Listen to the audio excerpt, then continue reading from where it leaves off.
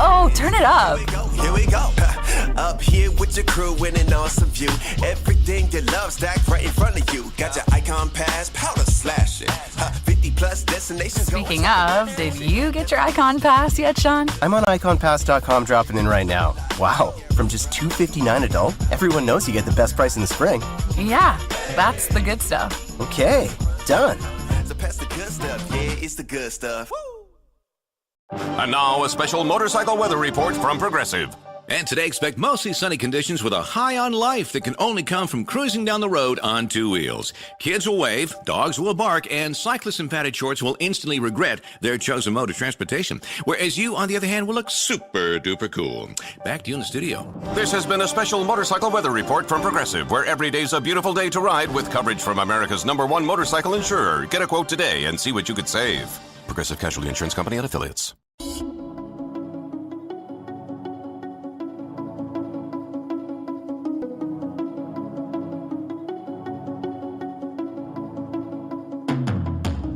Welcome to the Fortified Life podcast, where we learn how to develop a dependency on Jesus in the marketplace. From the boardroom to the bathroom, God is with you. Here's our host, author, speaker, teacher, encourager, stewardship coach, and my husband, the man they call Mr. Fortified, Jason Davis.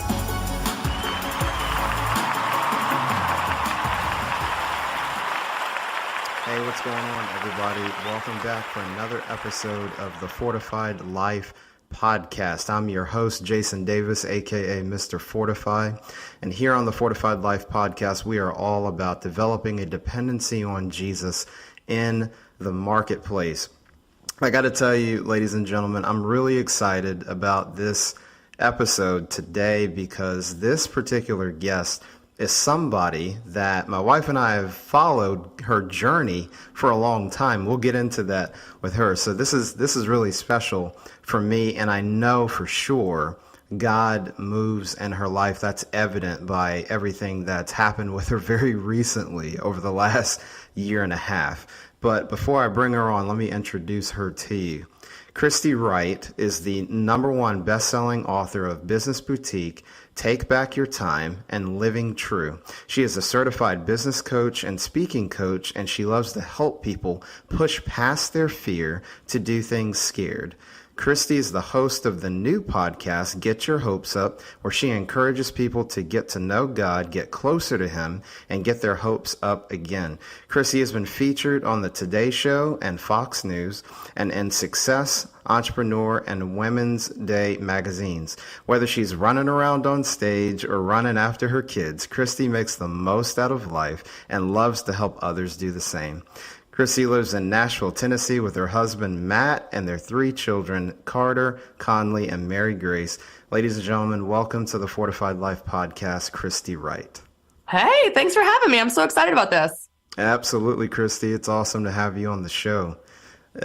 Christy, we read all of that in your bio, and God has graced you to do a lot of things.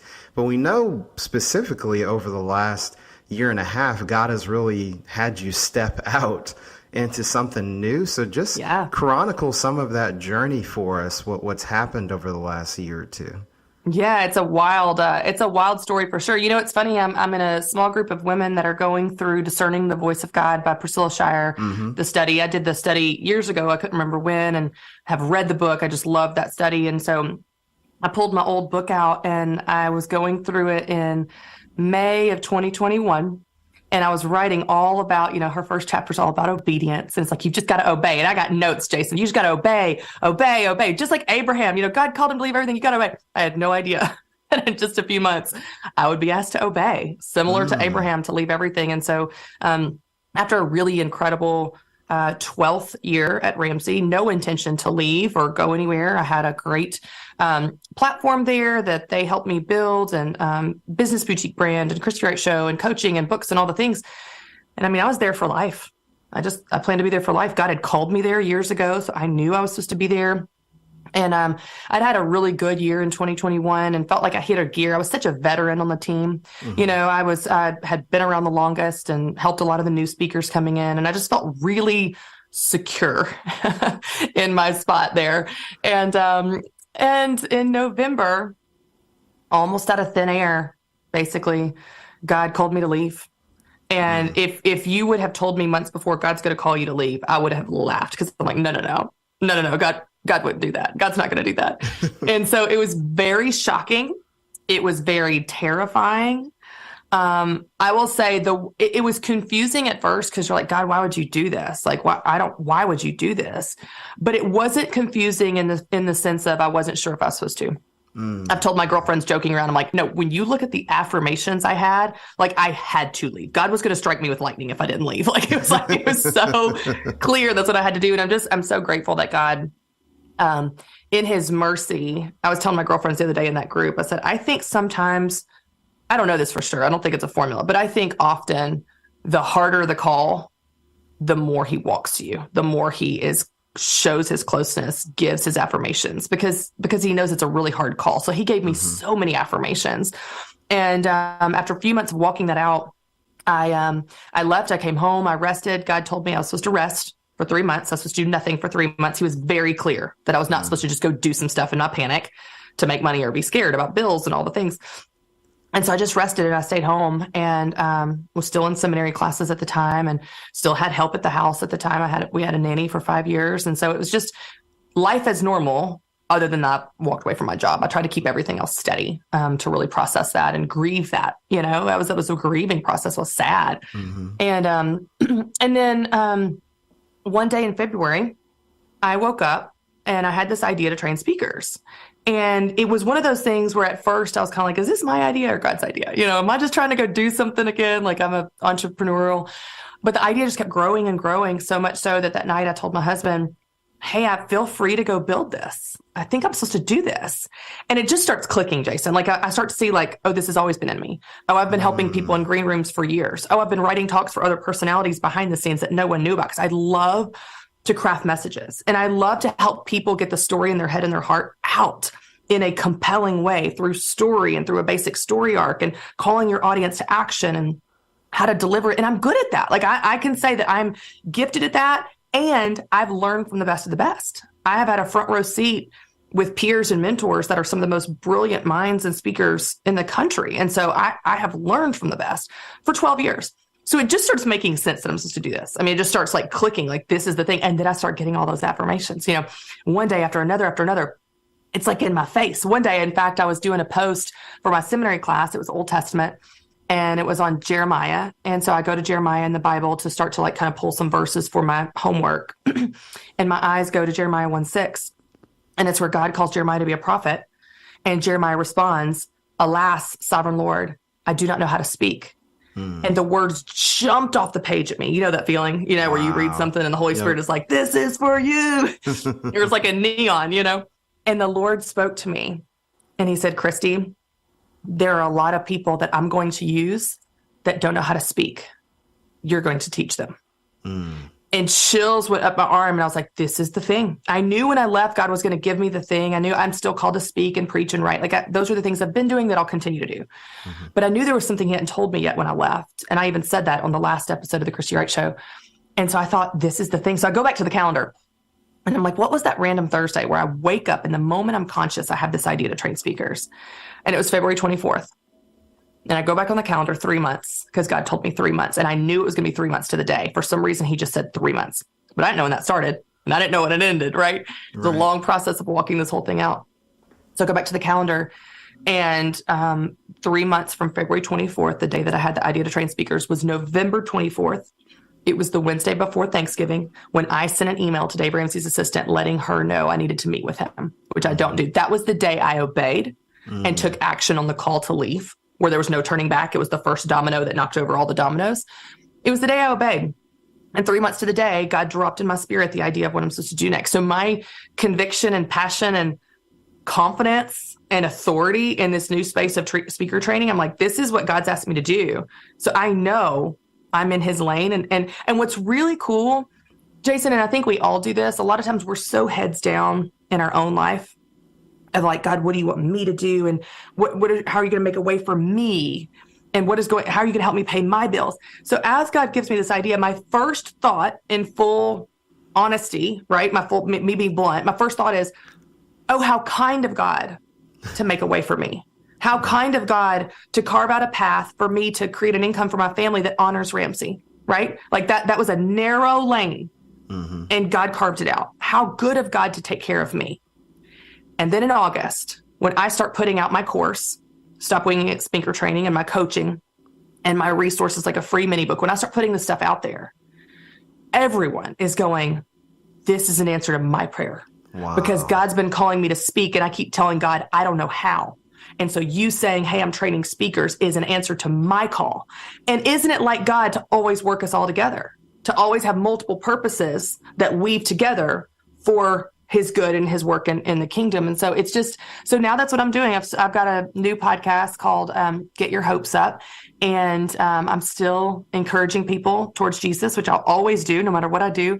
But in this season of transition, like professionally, I'm not doing as much business coaching like I did in the past. I'm really helping people get their messages out, whether that's a podcaster or YouTuber or speaker or pastor or politician or someone that just has a call to use their voice to tell their story. I want to help people get the message in their head and their heart out. And so it's been really fun to do that. And I think we're just getting started, which is really cool.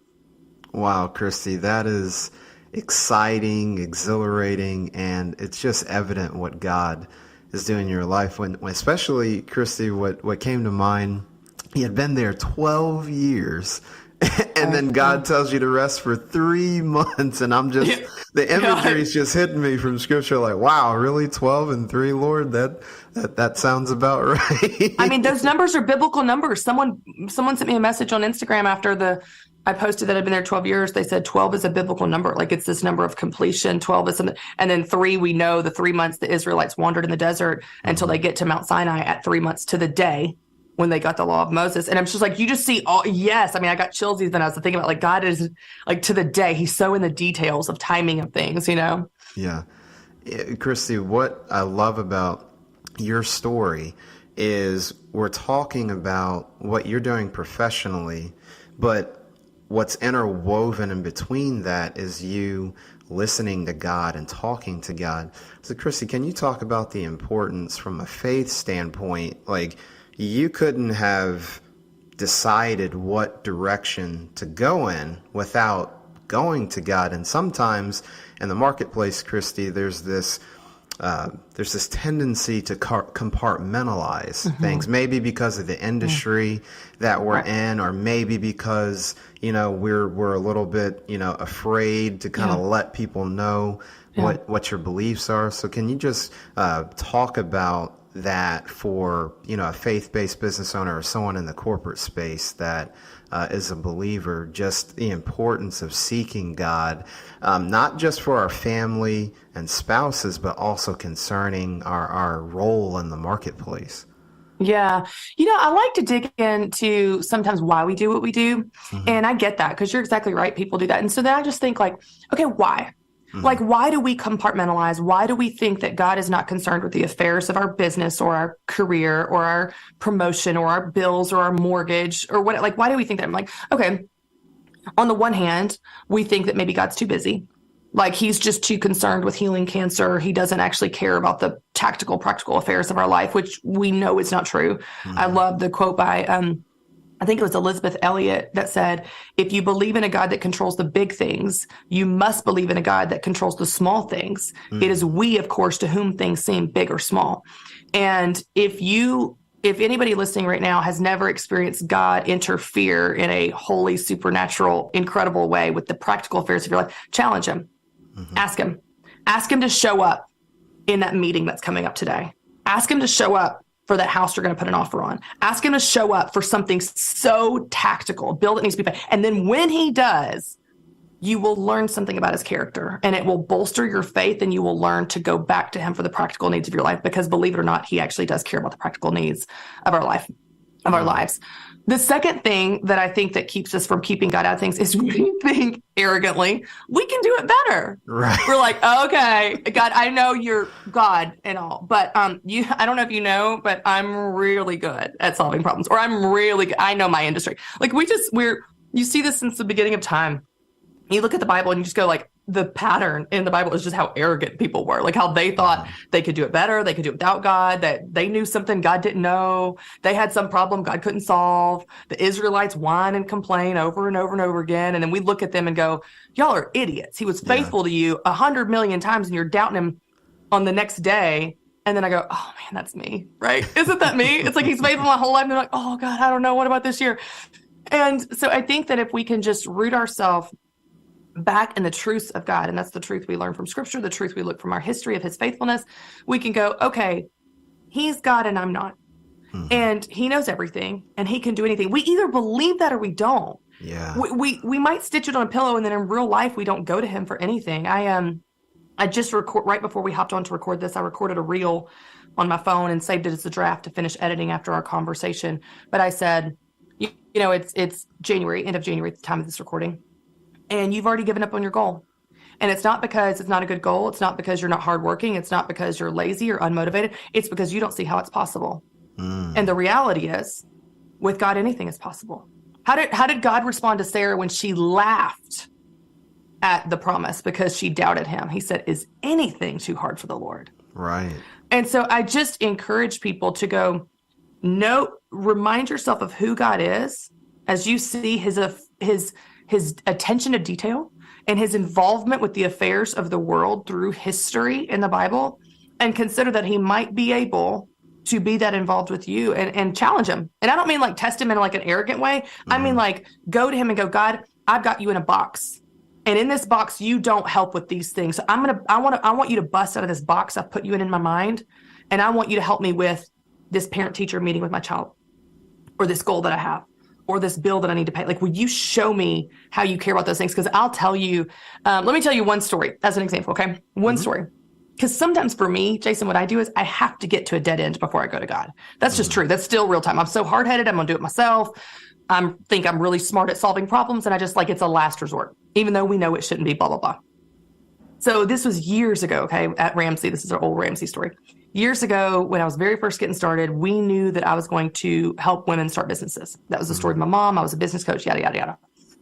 And so I started doing research on women in business. And we're trying to figure out what to name this brand around business, women-owned businesses. But they're like, we've got to figure out to come up with a name and a tagline, logo, and all that kind of stuff. And so Dave had kept calling it, because I did research and I was starting to understand the psychology of these women. And Dave kept calling it boutique business. It's like a little boutique business. It's like a, small business boutique business. But I was like, we can't call it that, because people are going to think it's for businesses that are boutiques only, that sell clothes and candles and gifts, right? Like I was like, this is much more than just a boutique. Who's going to tell him that it can't be that? But I didn't have a better idea. So I was like, I'm not going to tell him it's not that until I have a better idea. And I didn't have a better idea. So we did research, and we asked a question in the survey that 13,000 women took, and said, what phrase do you identify with most? Small business, side business, home-based business, hobby business, micro business, mompreneur. Micro business and mompreneur didn't rate at all. The other four, small, side, home, and hobby, were all exactly equal. But here's what's interesting. They were not interchangeable. So the woman that ran a small business, she was like, this is not like a hobby. This is not a side business. She was offended by the other titles.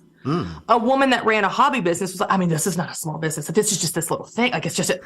But I'm like, I know this is for all of you. Right. So how do I talk about this thing in a way that is for all of you, when all of you are having this identity crisis? You all think you're different, and you don't identify with these other terms. And Dave just kept calling it boutique business. And so I'm at the dead end. And so I get to that dead end, and I do what I do when I get to dead ends, and I pray. And I'm sitting on my bed. I'm like, Lord, we need a name for this thing. Dave Ramsey thinks it's going to be boutique business. It cannot be that. I think they've already bought the URL. I know it cannot be that, because we're going to isolate everyone that's not a boutique. I need a name. And God said, flip it. It's the business boutique. You're not describing them. You're describing you. You are the place that people come for all things business. God gave me the name. So if you don't think God cares about the details of your business or your finances or your ideas or your project or your new hire, he does. Would you just ask him? Because his ideas are so much better than our ideas. And as scripture says, his ways are above our ways. His thoughts are above our thoughts. So if you want to tap into supernatural power and ideas that are better than anything your teeny brain can come up with, pray about those things and watch how God shows up, because he will. He absolutely will. I love that story, Christine. I can definitely identify on a lot of that, whether it's naming conventions or ideas, or I call them Holy Spirit downloads in the moment, just supernatural insight. And that's very real day to day if we would just trust him and spend time with him. It's amazing. It's funny. As we were talking about us leaving, Ramsey, one of the right before I left in like beginning of November of 21, I had an all-day planning meeting with my team to plan out like the next 2 years, because for the first time in my life, everything I'd ever done had wrapped up and we had a clean slate. I just kept saying, I got a clean slate. I got a clean slate next year, because that never happens. Everything had a perfect bow on it. And it was time to plan the next 2 years, because we always plan way out.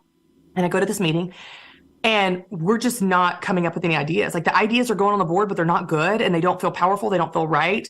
And I just stopped the team. I'm like, guys, we need to pray. These are not the right ideas. And so we pray, and we just keep coming up with ideas, but none of the right ideas. And I'll leave there, and I'm like, we got to have another meeting, because God didn't give us the ideas. He didn't give us the ideas of what we're supposed to do in the next 2 years. And maybe we didn't have the right people in the room, but we didn't get it. You know when you got it, and you know when you don't, and we didn't get it. And then when God spoke to me a couple weeks later, as he's calling me to leave, he said, it was 3 a.m, and he's speaking to me, and he said, Christy, I did not give you vision there because your purpose is not there anymore. He didn't give me vision in the meeting. So even the absence of his vision was him directing me. Yeah, isn't that wild? That is wild. My goodness. I love that. Christy, as you've stepped out into what God has called you to do concerning helping people speak, and I love that passage from Jeremiah. When you're working with people, Christy, and I know you're a big fan of, hey, do it scared and let's move. You hear faith over fear a lot. But then there's some practical things, Christy. What have you noticed, like, oh my gosh, I'm speaking, I'm a speaker, what do? I have a presentation. Like, as people step into that, what is some of the advice and wisdom that you give as people go into a presentation where their mind is blank? And I'm sure you probably had people in coaching sessions, Christy, help me. They want me to speak and I have no idea where the heck to get started. Yeah, I love that. So I'll give you two parts to it. The first part is this. Often when people think about speaking or presenting, they start with themselves. What do I want to say? And you're not going to win if you start with what you want to say. It's okay if that's a factor, because you need to speak from expertise in your story and your experience. That obviously needs to be considered, but that is not what drives the talk. What drives the talk is, what does the audience need to hear? And that's going to make all the difference in the world, where you begin to connect with them on pain points that they have and problems that they have that you're going to solve through your talk, because then everything you say is for their benefit. And let's just have a quick timeout here, Jason. So many speakers get on stage, get behind microphones, and all they think about is, what do I want to say? And what do I want to share? And it never connects with the audience, and it doesn't make the impact because they're thinking about themselves. And the thing that I remind people of is, so this is basic psychology. I'm not a psychologist, obviously, but the way that our brain is wired for survival, all day, every day, we are filtering information through one simple question. What's in it for me? Why do I care? Think about scrolling social media. You, Jason, when you scroll social media, when I scroll social media, what do you stop on? You stop on things that do something for you. Exactly. You stop on things that interest you, that entertain you, that educate you. They do something for you. If there's something that does nothing for you, you scroll past it because your brain goes, this doesn't apply to us, right? Your audience is doing the same thing. If you're not connecting what you care about to what they care about, your solutions to their problems, if you don't spend time to do that, their brain has checked you out. Yeah. They may be looking at you, but they're thinking about their to-do list. They may not even be looking at you. They may be looking at their phone or falling asleep. It's the reason your audience is not engaged is because you're not crafting a talk where every word out of your mouth is for their benefit. It's an answer to the question their brain is thinking from a survival mindset. Why do I care? Every word out of your mouth answers it. Even the stories you tell, even the personal stories you tell, do something for them. It entertains them to keep them engaged, to drop that truth right after the story. And so there's purpose and intentionality in everything that we say and deliver. And the purpose and an intentionality is for the benefit of the audience. It is what they need to hear. If there's anything that you want to say that they don't need to hear, it needs to get cut, because you're not there for you. You're there for them. You're not there for standing ovations. You're not there for applause. You're not there for good reviews. You're there for life change and transformation for them. And so everything you craft and do is for them.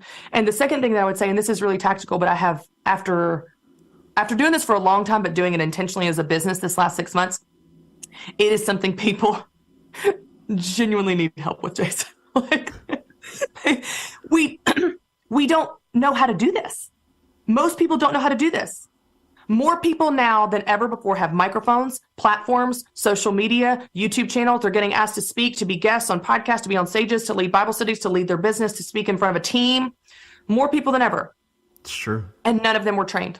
Right. Maybe you took an 8th grade speech class that told you the 3-point structure. Tell them what you're going to tell them. Tell them, and then tell them what you told them. That's not what we do. That's not what we do. It's not more complicated than that in terms of difficulty, but it's more engaging than that. It's more personal and empathetic and entertaining. It's a story arc where you take people on a journey where they're on the edge of their seat because you unpack the problem that they have that makes them care about your solution. Then you give them that solution about what is possible about the future. Then you lead them to the action of what they're going to do about it to apply it to their life so that something actually moves and shifts and changes in their life because of your time in front of a mic. And so the structure that I give people is not more complicated than a 3-point structure, but it is more in tune with how our brains work from understanding story and being engaged and being interested. And I think people need to know that if you think you need help speaking or presenting or just talking in front of people, it doesn't mean you're a bad speaker. It just means you were never trained in this, which, by the way, no one was. You're in good company. We all need help. I love that, Christy, and you're right. Just there's more people than ever with platforms, and dare I say, Christy, it can come across very quickly. People message me all the time, Jason. They're like, "Can I sponsor my pastor to go through your course?" But here's the thing: the worst speakers don't know they're bad. That's what's so bad. The people that need my teaching the most would never sign up for my course. They're like, "Oh, I'm great." I'm like, congregation may not agree. You know.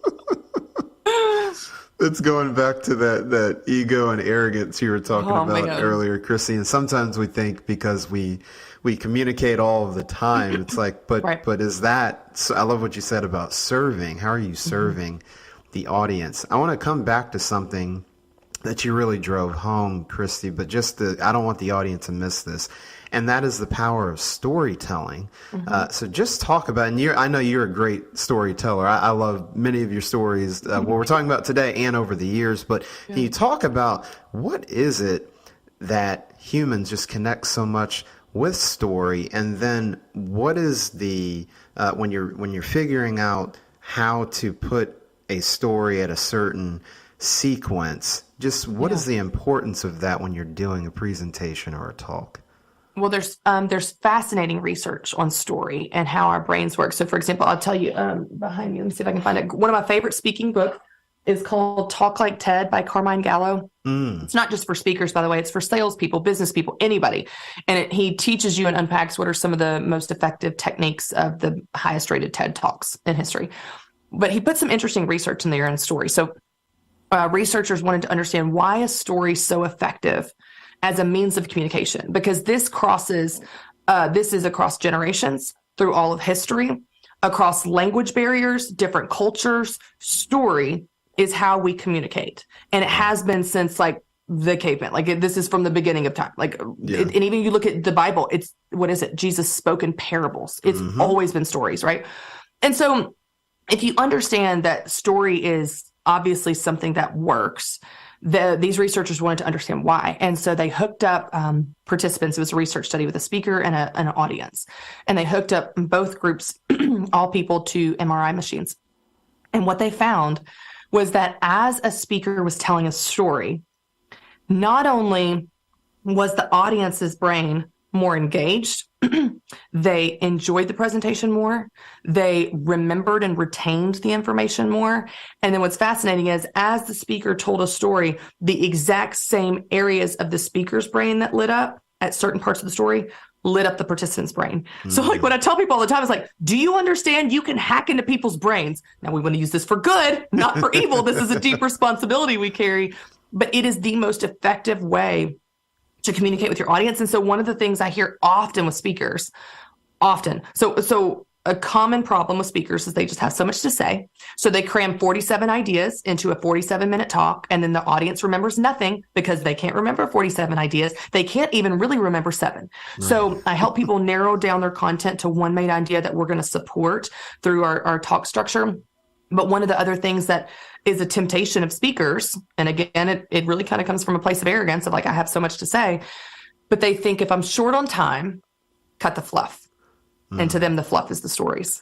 If I'm short on time, and we're always short on time because we just have so much to say, then just cut the stories. And so what happens is they get in front of the mic, they do a machine gun drill at you, information. And then in my 17th point and my 97th point, and just take notes, write faster. I'm short on time, but I'm going to go a little bit over. And here's the other thing I have to say. And you just feel like like that was not a fun experience for the audience. They were not engaged. They are not going to remember anything you said. And they did not have fun in the process. Whereas you could take one point, and you could spend 45 minutes unpacking this point, and you tell a story that sets up this point, and you highlight a problem that this point is going to solve. And then you unpack the possibilities of the solution of this problem. And then you give some simple action steps on how to apply this solution. And they walk out and they know exactly what you said. For example, I did a little just trial to test my theory on this, which I know it's true, but I just thought I'm just going to practice this. So when I led my course in the fall, Stop Winging It, which by the way, that title is for all the people. They're like, just wing it. I don't need to know. I don't need training. Let's stop winging it.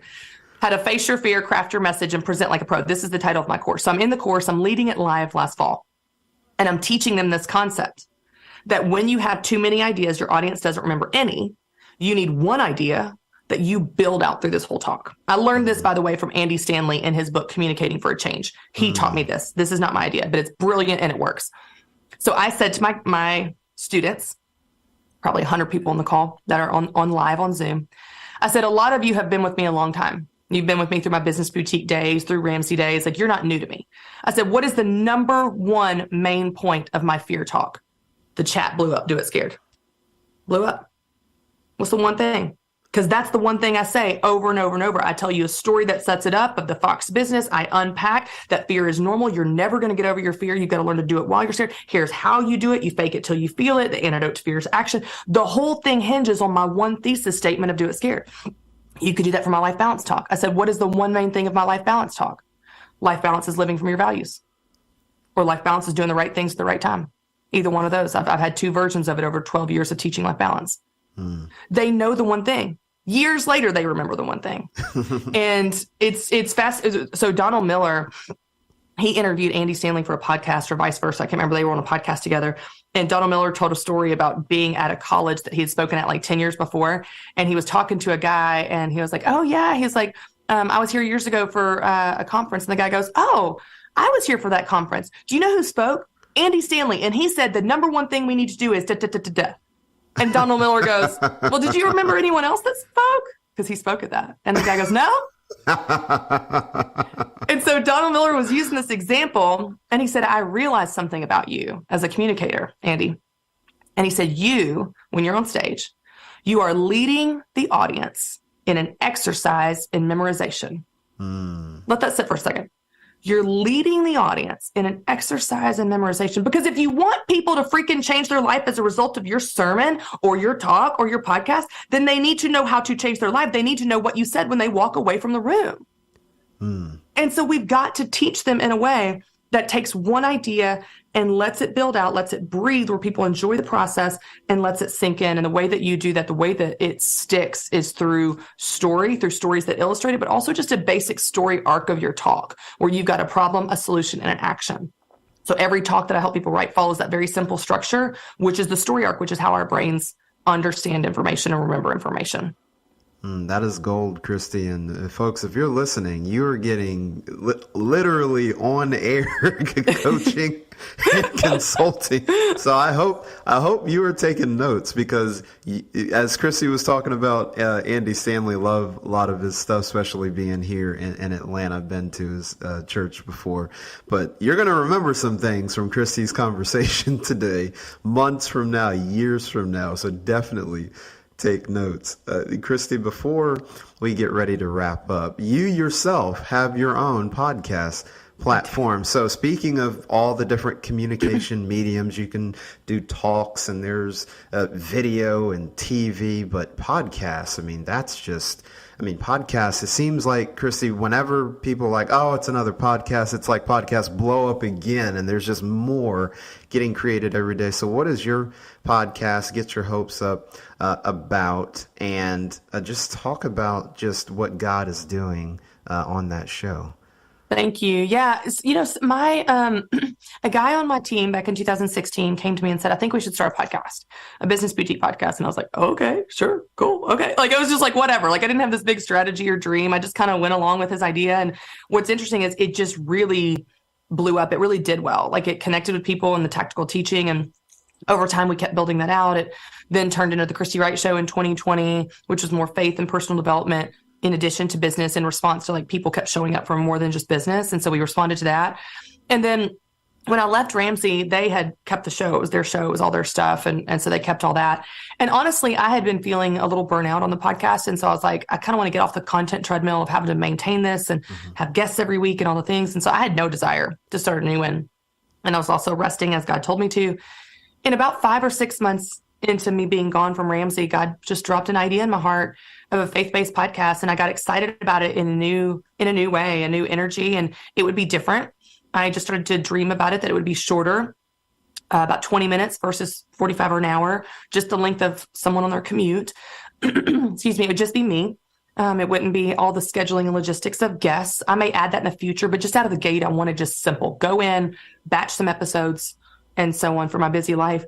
And I've always been on this kick ever since my devotional Living True came out in 2020. I guess it was 2020 or 2019. There's this story that I share of praying for a daughter after having 2 boys, and it's a pretty vulnerable story, but it was something God taught me about hope. And I was telling myself in church one day, I just don't want to get my hopes up. I don't want to get my hopes up. I just need to guard my heart. And God spoke to me in that moment, and he said, you never guard your heart with me. I know what to do with every desire I've given you, and I know what to do with every broken piece when you're disappointed. You may guard your heart with others, but you don't guard your heart with me. And get your hopes up. I'm the God of hope. So you get your hopes up. And so that story that I wrote about in my devotional is the heart of this podcast, because it's titled Get Your Hopes Up. And we live in a world, Jason, that tells you don't get your hopes up. It tells you don't get your hopes up. I'll believe it when I see it. I'm not a pessimist. I'm a realist. It just wants to shoot your faith down. And I actually heard Darius Daniels put something on Instagram recently where he said, the enemy is after your hope. If he can discourage you so much you don't have hope, you have no fuel for your faith, because Hebrews 11:1 says, now faith is confidence in what we hope for. So if he can discourage you so much you don't hope, you don't have faith. And without faith, it's impossible to please God. And so, like, oh my gosh, this is it. Like, the enemy is after our hope and our faith. And so I just want to create a podcast that hits that head on and says, and I even had to fight for that title, because I got some opposition through the years of like, oh, we can't say that. I was like, yeah, we can. I'm an Enneagram 8. Yeah, we can. Get your freaking hopes up. Romans 15:13 says, may the God of hope fill you with all joy and peace, so that you may trust in him, so that you may overflow with hope. These are God's words, not mine. Take it up with him. We're going to get our hopes up. So I get in there, I get bossy, I get excited, and I just help people get their hopes up. I love that. And even, Christy, the other scripture, in the absence of hope deferred actually makes the heart sick. Yes. So, yes, we should get our hopes That's right. in Christ. I love that, Christy. Christy, you have added so much value today. I'm telling you, listeners, you're going to want to go back and listen to this and share it. By now, Christy, people are, I'm sure, saying to themselves, how can I get in touch with Christy, where can I find her? So how can the listeners connect with you, Christy? Oh, thank you. Well, if you go to ChristyWright.com, that's all the things I'm up to. You can go to GetYourHopesUp.com. It takes you the same place, but the podcast is there. If you need help with discouragement, I've got an email series to help you get more encouraged. And then if you want to find out anything about speaker training, that's all there as well, from the course to the coaching to a free mini book, Top 10 Mistakes All Speakers Make and How to Avoid Them. So there's a bunch of resources, free, and courses and things coming up. So you can check out all that at ChristyWright.com. Love that. And folks, don't fear. We will have all of Christy's information in the show notes at fortifiedlifepodcast.com. So don't worry if you miss something. That's the beauty of technology and listening on demand. You can go back and rewind and feel free to go to the site for the show notes. Well, Christy, I want to thank you so much for coming on the podcast. I know I was blessed. I know the audience was blessed, and we'll have to do this again sometime soon. Absolutely. You're awesome, Jason. Thank you for being a light in this space and inviting me to come on with you. So Scott, happy to be here. Absolutely. Well, folks, that's all we have time for today. Remember, God is with you from the boardroom to the bathroom. We'll see you next time on the Fortified Life podcast.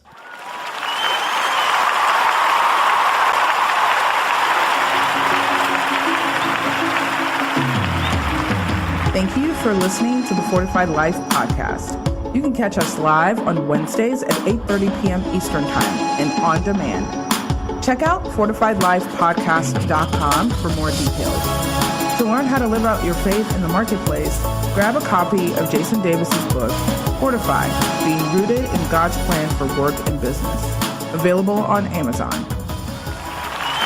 Wendy's 2 for $6 lets you mix and match some of our best items, like Dave Single with a 10-piece crispy nugs, medium strawberry lemonade with a spicy chicken sandwich, spicy chicken with a Dave Single with a strawberry lemonade, strawberry lemonade, if you're into that. Chicken Sam, crispy nugs, strawberry lemonade, Dave's, nugs, Sam. Whew. Pick what you want at a price you want. Choose wisely. Choose Wendy's 2 for $6. For a limited time, price and participation may vary at U.S. Wendy's. On the card only. Single item at regular price. Progressive presents Adjusting to the Suburbs. I never thought about space in my cramped apartment, but in this house, all I see is empty space. The sofa and ottoman look like tiny islands in a sea of hardwood floors. I could get 2 ottomans in the living room, but then I'd need another sofa. I could tell people I'm into minimalism. Anyway, when you save with Progressive by bundling your home and auto, that's the easy part of adjusting to the suburbs. Progressive Casualty Insurance Company. Coverage provided in service by affiliates and third-party insurers.